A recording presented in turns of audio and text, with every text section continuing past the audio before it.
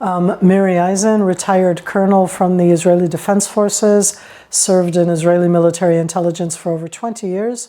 Today, the director of the International Institute for Counterterrorism at Reichman University in Herzliya. What was it like for you last night? When the spokesperson on behalf of the IDF first said, okay, everybody, this is probably going to be it. And then he very calmly stated that there are projectiles on the way to Israel. First, we need to understand how different that is from any scenario in Israel ever, okay? Usually, we get sirens, and then the IDF spokesperson comes up and says, these sirens are coming from here and there, this is how you need to act. Right. On April 13th, 2024, the IDF spokesperson said, we can expect an attack. The attack is going to happen tonight. Everybody take the precautions, and he went through the precautions. And then he said, okay, the projectiles are on the way, and we all took the precautions. It essentially means that you're sitting and dreading and waiting and wondering if the capabilities that Israel has established over the last 5, 10, 15, 20 years, because there's all sorts of different types, all really are addressing the threat that's on the way. And that's what I was thinking about the evening and this morning. How do you think we did? I give us a really, really good scoring card. We did better than I imagined, which is saying a lot. We also did not do this alone, which is very important. And it's the combination that we both have allies that understand the threat the same way and the capabilities that scientists thought that were impossible were used this morning in intercepting intercontinental ballistic missiles, essentially, is, to me, the most amazing part. Okay, 30 years ago, I served in the Israeli Chief of Staff's office, even a bit longer than that. Ehud Barak is a very exceptional man in any case. And at that time, a group of Israeli physicists came to him with the crazy idea that they had solved an algorithm that would allow you to intercept intercontinental ballistic missiles in flight. And at the end, it's about math and physics. And I remember those discussions 30-some years ago, and I don't know math and I don't know physics. And thinking to myself how crazy they actually think that they can hit something going so fast in the outer atmosphere. And not only that, but we've translated that not only into intercontinental ballistic missiles, but really to every single type of projectile that has a motor. It's unbelievable. An intercontinental, just for context, people that don't know. Over 1,000 kilometers. Like it can go over 1,000 kilometers? It can go over 1,000 kilometers. It can go over 5,000 kilometers. Iran, at the time, it was already the Iranian challenge. And what they were looking at the time was that the distance from Iran to here is 1,100 kilometers, 700 miles. The definition of what an intercontinental ballistic missile is just has to do with distances, because that's how far it is. But it doesn't have to do with speed in the same way. That's not the same. Not necessarily. Gotcha. How does the average person deal with this happening within Israel? What is the average thing that a person goes through? So every single day, we each think of where our families are and what we're doing. So how do we contend with it? You make the decision if you are going to work or not. That has a lot to do if you have kids in the household, because they decided that schools were not open. If you have kids, you're at home with your kids. Most people will stay close to home. Not necessarily because they have a full-range bomb shelter in the house, but all of us feel safer inside our houses. You usually know within the house the exact spot you're going to go to if you don't have a safe room. And you do little preparations. For me, my little preparations is that I made sure that the cell phone was fully charged, assuming that cell phones would work. And in a silly way, there are certain pictures that we take down from the wall because we're worried about shrapnel more than anything else, and we figure that if it's on the ground, it won't explode in the same way. We each have our problems. Was last night different than other attacks in that regard in terms of preparation that you feel? I didn't feel the difference in preparation. I did feel a difference in dread. It's the first time the Iranians have ever directly attacked Israel. For many years, we've understood that Iran has enormous capabilities. But you always wonder, maybe we're wrong, Maybe they have something that we don't know. Maybe our interceptors won't intercept. And that kind of dread I have not felt, not against Hamas, not against Hezbollah. I remember they said, the drone's been launched. And we're okay. And they go, oh, no, it's going to take Hours. So that has to do with my own background, that because I know of the different types of capabilities, as soon as they said drones, I was like, okay, I can go to sleep because it's only going to be tomorrow morning. But then they also fired different types of both missiles and rockets that have a much shorter time of flying in getting to the state of Israel. Right.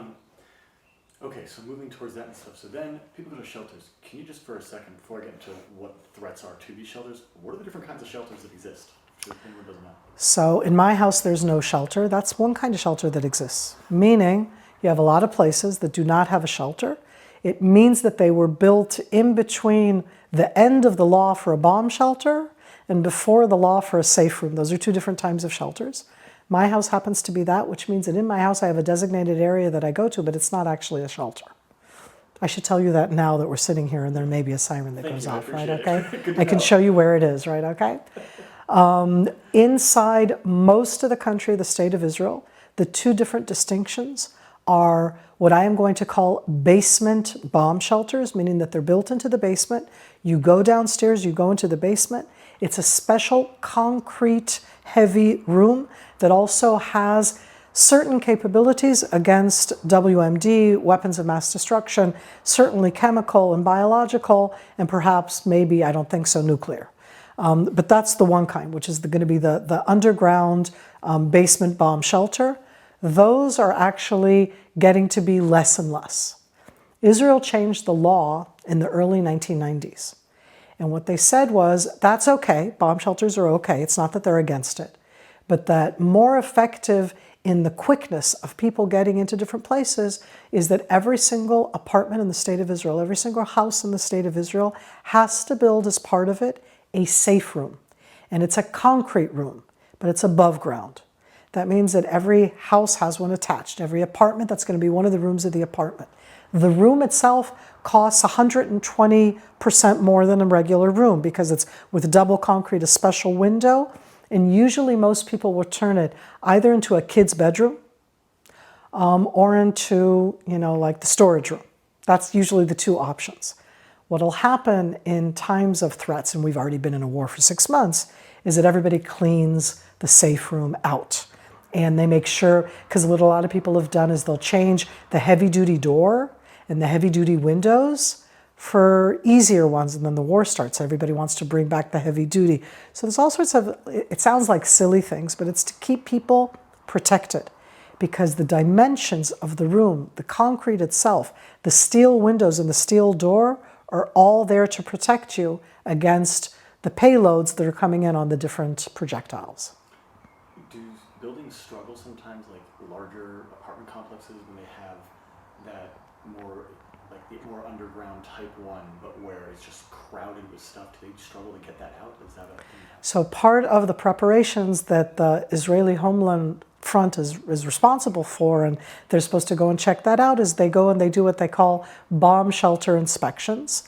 A lot of times in areas and urban areas, those basement bomb shelters that are usually very large rooms because they're supposed to be able to accommodate a lot of people, will turn into local clubs, places where you do different activities for the kids, or where people dump the stuff that they don't know what to do in their apartment.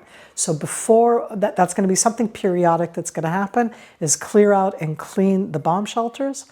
I'm always appalled, I say this from the bottom of my heart, I'm always appalled how every single time they do the inspections and just find them in horrible shape. You'd think, you would live in this country and the people would upkeep them. No, that's the dumb place for most Israelis until they need it, and then everybody cleans it out. One of the weirdest things that happened is that prices of apartments in Tel Aviv totally changed in the last 6 months. Rental prices in Tel Aviv are very high, but nowadays, if you rent an apartment that does not have the safe room, okay, it's cheaper. And until 6 months ago, it made no difference. But people nowadays understand the importance of having a safe. The safe room is the same as it's a bomb against bomb shelter, but it's above ground. And the bomb shelter is always with the connotation that it's underground, that it's a bunker. And so in Tel Aviv, I suddenly found that people were looking for apartments and they could easily find one if it was in the 4th floor and it didn't have a safe room. It changed the prices. So it even has an impact on the economy in wartime.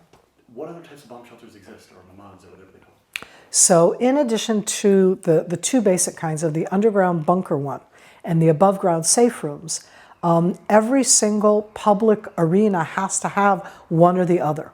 So when it comes to like college campuses, they turn entire classrooms into what is an above ground safe room. And in addition to that, you are going to have much more heavy duty kind of capabilities. Those are usually going to only be built for what you're going to call national security value places. It can be in electrical places, places that supply electricity, water supplying places, and the overall national security locations. Those can have multi-floored, underground, leveled concrete structures that are built under the side of a hill into a mountain underground. And you have them all over Israel because you have them in the different military security locations. Is there one that's specifically very famous for any reason? There's always been, like stories about different ones. But specifically the one that's probably been the most famous with very little information about it is that somewhere in Jerusalem, the Prime Minister's office has one that's underground that supposedly has secret passways here and there. Nobody's ever seen it. It's only been talked about. And everybody has confirmed that such a thing exists, but it's as if we don't really know where you go into it and where you get out of it. So a different way that Israel builds, and most countries wouldn't think of doing that, is that all over Israel right now, they are building a vast amount of what you call light rail and underground rail. Any other country in the world builds the light rail and underground rail. In Israel, when you build the light rail, the underground rail, and you build all of the different capabilities, you build them as mass bomb shelters. So that when you're going down into what, your regular subway kind of system, in Israel, they're upfront built as something like that. I just happened to be in New York, and it's not an urban myth. Under Grand Central, there is a very deep place where Roosevelt would be taken, where there was a train that would go out, and it's not a myth. And that's from World War II. So here in Israel, what they've done is both in Tel Aviv and in Jerusalem, in the rail underground, they become mass areas that people can go down as safe areas in times of a siren. Awesome. And then there's still a few other types of shelters. Anything else you want to tell me about a few others? I can give you some ideas, but... Give me some ideas because Sure. I'm blanking on anything else there. There's the ones that are on the road. Oh, okay. Yeah. So Right now. let's think right now of normal countries that build bus stations. What do you do in a country where there are incoming rockets and people are at the bus station? So initially it was only built down south in the area surrounding the Gaza Strip, which means that anything within the perimeter there, if you don't have a safe concrete area to get into, then you are going to be in the open air, and that's much more dangerous. So what they started to build is next to every single, think of a bus station, you look and you suddenly see what looks like actually a very beautiful concrete shelter. And why do I say beautiful? Because most of the ones down south, if not all of them, have been painted with murals by really famous mural artists, because it's supposed to help people to calm down, because you literally have 5-10 seconds to get into the shelter. You see it, you go inside, you're immediately safer because you're not in the open area. Most of the casualties are from shrapnel, and that's why you want to be inside the safe room. A direct hit does not happen that often. 99% of the hits are not direct hits on a shelter or on a building. It's rather that it hits the ground and hits something nearby, and the shrapnel is what kills people. In Israel, in the oddest way, when you have soccer fields, playing fields, you can have them, you literally have parks that are children's play parks, where they've made portions of the play park out of concrete, so that if there's a siren, the kid is playing inside a caterpillar made out of concrete, and he can stay inside the caterpillar. You have places like that both in Sderot and in Netivot. You have a full built size princess's castle, but it's built out of concrete. so that if a kid is playing inside it and the siren goes off, they just stay inside. It's safer it's safer. It's a safe space for them inside. In the attack on October 7th, one of the ones that got more attention in that sense is that when you have big events in Israel because of this threat, they put up local concrete shelters that are a little more makeshift, a little more open up on the sides. They're not as well constructed. And at one of the music festivals that was taking place down south, people ran into those local makeshift kind of shelters, and then the terrorists came and threw grenades into them and killed the people in there, amongst other things, that way. Yeah, which is, what constitutes a shelter like this? And what is the makeup of these things? So most of the shelters are the size of a room. It can be a bedroom, not that big, a larger bedroom in that sense, or the size of a living room, meaning they're an open room. Inside the room itself, it is going to have some kind of, in the smaller ones, all it is the room itself that has a very special window and a special door, because the idea is that you're going into it for a limited amount of time, and it's supposed to give you protection against incoming projectiles. In a very horrific way. That was one of the worst ways that these were used against the civilians, against all of the Israelis down south who went into these safe rooms on October 7th, and then they were burnt down inside them or murdered inside them because they went in to find shelter from the rockets. The bigger bomb shelters, and it doesn't matter if it's above ground or below ground, are already going to have they also have special types of air filters that are supposed to stop both smoke and what I said before, WND. It's not going to stop nuclear. These are not nuclear shelters, but it will stop the bulk of chemical weapons and most biological weapons. It has a special type of screen that you have to activate. And again, because we don't use them all year round, it's something that you're supposed to come and check every once in a while. And if you don't check it, it doesn't necessarily work. In the underground bomb shelters, it can already have much more construction. It can have bunk beds, it can have a bathroom, it can have running water. That's going to be for people who are going to be there for more lengths of time. And what they tried to do in safe rooms in the areas where you could find yourself in a safe room for hours at end would be to have a little hallway that would lead to at least some kind of a bathroom facility. But most of them are very simple rooms that are basically a regular room with only one window. The window closes in with a steel window. The door closes by a heavy-duty door with a bar, and all of it is protect you against incoming rockets, projectiles. It's not supposed to stop a person who's going to come in and shoot you. That's not what it was made for. Moving over to what these projectiles are. So one of the differences between last night and every other attack in recent history has been that fear of what is actually coming, the actual payload. The payload of things. Don't tell me about just what all that is. When we talk about weaponry in today's age, most of us think of a bullet. And then after a bullet, some of us can think what a bomb looks like. A lot of us will think of spy versus spy and a little ball that looks like a bowling ball. Most of the weaponry in today's day and age, we're talking about a payload that it weighs in kilos and tons. Kilos and tons of explosives. And it's really hard to think of it in those kind of terms because we're talking about a kind of payload that it explodes when it hits the target. And what's also packed into a lot of that, the explosion itself does a very strong hidif.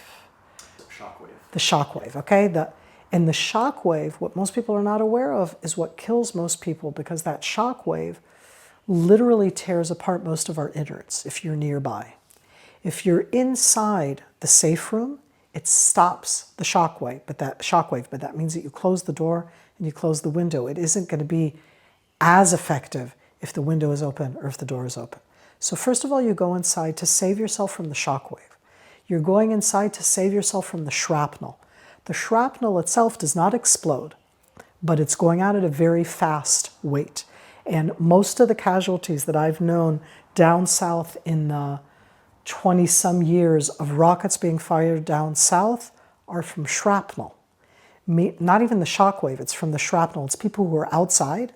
When you lay down flat, if you're outside, that helps the shrapnel, okay? That helps both the shrapnel and the shockwave. But if you're up a little bit, then you're going to get the shrapnel because the shockwave is. And so I just put that out there. I'm just curious, is that because the shockwave Goes down and up because of the earth. Okay? So if you lay down flat, I hate to put it in these terms, That's but fine. This is actually if you lay down flat, you'll live. If it didn't hit you directly, okay? Hit direct, say Shema Yisrael, you're gone, you're not even have time to say Shema Yisrael. But if you're not hit direct and you're lying down, you won't hear anything. It'll probably destroy your eardrums. And again, because of the shock wave, and the eardrums are very, very, very gentle. But aside from that, if you're lying down flat, you're not going to get the shock wave. I mean, all of the earth will move in that sense, and you're not going to get the shrapnel because the shrapnel hits the ground and then it goes up. So if you're just a little bit further away, it's going to go up. It's not going to go towards you. And most people, they don't want to lie down flat, and they don't understand that aspect. But if you lie down flat and put your head flat, that's actually the safest outside. If you're already in the safe room, it's going to stop that. The bulk of the concrete stops all shrapnel. To be very clear, there is no such thing which is 100% anytime, anywhere on any weapon or defense system. And in a year or two ago, I'm not going to say exact, I don't remember if it was last August or June the year before, in one of the different incoming rocket occasions, a 4-year-old was killed when they were in the safe room. And they went to try and figure out, was it shrapnel? Was it, why? And I said, it's like, so you go, if that's not safe, but that's one that happened out of the endless amount of Israelis who have been inside the safe room or downstairs in the bunker or wherever their safe place is. It's mainly to be against the shrapnel, against the shockwave. The direct hit of a missile on a building will, depending on the payload, that was a good one. Depending on the payload will destroy the room it goes into. But when I say destroy, it's like it won't necessarily make everything come down, but it depends. Now we get to Iran and Hezbollah. When we talk about the projectiles and what's the difference when it comes to Iran, is that Iran is a standard military industry. That's the first difference. It immediately means, in an odd way, and I know that sounds, is that it's more lethal. They're all lethal, but it's that much more lethal because the type of explosives that you can make in a standard industry, the effectiveness of their lethality is higher. The second thing is that when you're building something inside a standard military industry with advanced machinery, you can put together the warhead, together with the body of it, together with the motor of it, in a way where it goes to further distance and with a heavier payload. And what was fired into Israel in the last 12 hours, without us knowing the exact different aspects, just knowing from what they have, could be payloads anywhere from 100 kilo to a ton or 2. Those are heavy payloads. A ton or 2? Yeah. For reference, what's something that's like a 2-ton thing when I'm trying to think of... We very, very, very seldom ever use those kind of weapons because we don't use intercontinental ballistic missiles at all. According to the international community, we have them, but I've never heard of us ever having used them. And a ton or 2 is a payload which can destroy essentially a whole neighborhood because of the shockwave and the effect. It would make all of the houses fall down because it makes it essentially do like what you would call a mini, like an earthquake. And the exact building that it hit would probably make it fall down. And I just thought of something, but it doesn't have to do with that. The impact, when the planes hit the first tower and the second tower on 9/11, we never talk about what that was because it's about the impact, right? But that's just from an impact without explosives. That's just the impact with gas and the impact. Add into it the payload of explosives, and that's why it would be such destruction. And we intercepted them, again, from what we saw over the last 2 days, we intercepted the bulk of them not over the state of Israel. And when you intercept them in the air, the explosion explodes in the air, and what falls down is shrapnel from the missile hitting the rocket, from the interceptor hitting the incoming. The idea that could even get close and what that would do if it hit one area. So in that sense, I mean, I'm just looking right now, some of the different warheads that Hezbollah is using against us up north right now, and they've been in the war in that sense, are 100 kilo, 200 kilo, 300 kilo, and they're saying that. Everything that they have is Iranian, and they're very proud that they're doing things that have 500 kilo I'm like, 500 kilo. 500 kilo? Yeah. Wow. Yeah, they have some, the heavy duty ones. They like to show them when they're using them. Wow. So when those things hit, if any of these kind of things was to hit a neighborhood, a street, a building, what does that do to a bomb shelter? What does that do to... So in an odd way, building may fall down. The bomb shelter, because of the way that it's built, and again, this is the 99% of the time, it's built to withstand the shock waves. In its own way, it's a similar kind of science to building to withstand earthquakes, in an odd way. And it's most definitely scientists that are working and looking at things in a similar way, meaning it knows how to move a bit, because you need to have that elasticity. Oh man, I'm going to mess it up. Elasticy? No. It's close. Elasticity. Elasticity. Thank you. That's okay. It is elasticity. Took me a little one there. No, you're not alone. Okay. And it will withstand the shrapnel. And the only thing I can say is that if the missile directly hits the wall of it, 99% it'll stop there. I am sure that in 1% it would probably go through, because, you know, the defect here, the defect there, that you can't know in that. But until now, in all of the years that Israel has been attacked by rockets, I know of one person killed in a safe room because he was going in and the door fell on him, meaning the door was not closed the way it was supposed to, and the door itself killed him. And that 4-year-old boy in Sderot who was killed in a safe room, that until now they've never really said what happened there, because they were in the safe room and the door was closed and the window was closed, if that was a defect and if that's something that needs to be fixed. But in general, it gives you safety, protection. And the Israeli Homeland Front, when they were building the safe rooms, it was entirely looking at the threat of projectiles, not airplanes. And that was the development of the idea and design of the safe rooms. And it's such an odd term, because in Hebrew, cheder memugan, safe room, it sounds a little bit more structured than it does in English. Safe room, because you think of safe room here, you know, it's like where you go for robber comes in or something. Isn't that like the equivalent of the term? And in Israel, it is your concrete bedroom, your heavily concrete extra room in the house. It's always the one that you give the youngest kid in the house because it has the least air, because it always only has one window. And it's a very thick wall, because it's a wall made out of very thick concrete. But hey, kids handle it.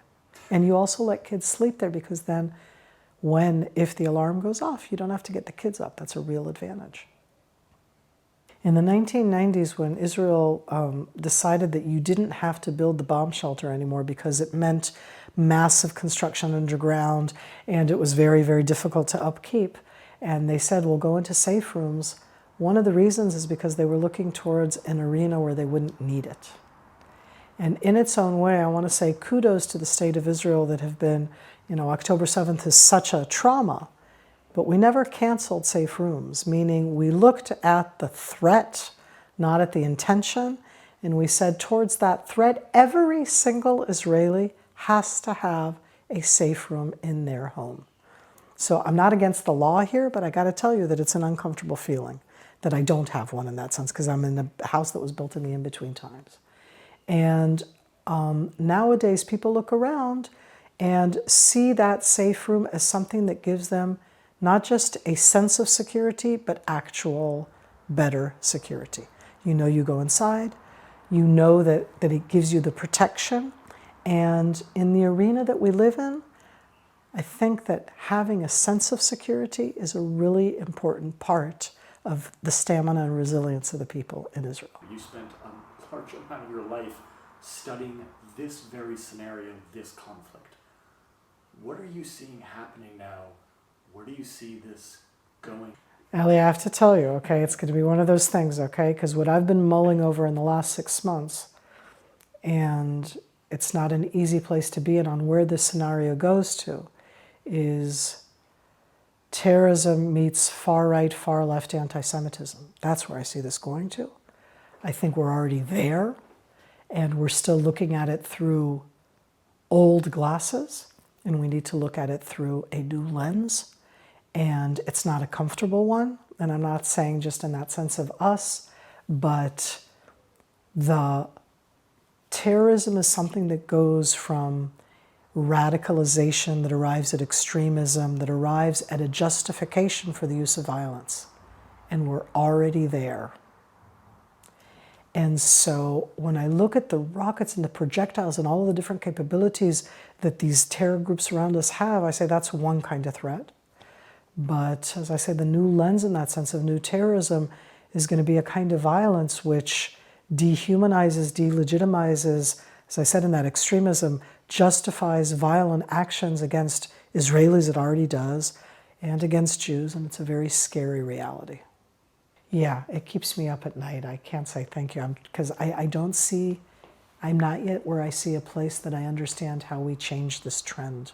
Never thought I'd be living in this arena where the anti-Semitism of the 1930s, it's not the anti-Semitism in the 1930s, but it is absolute 100% anti-Semitism. And it's very scary. It's very scary.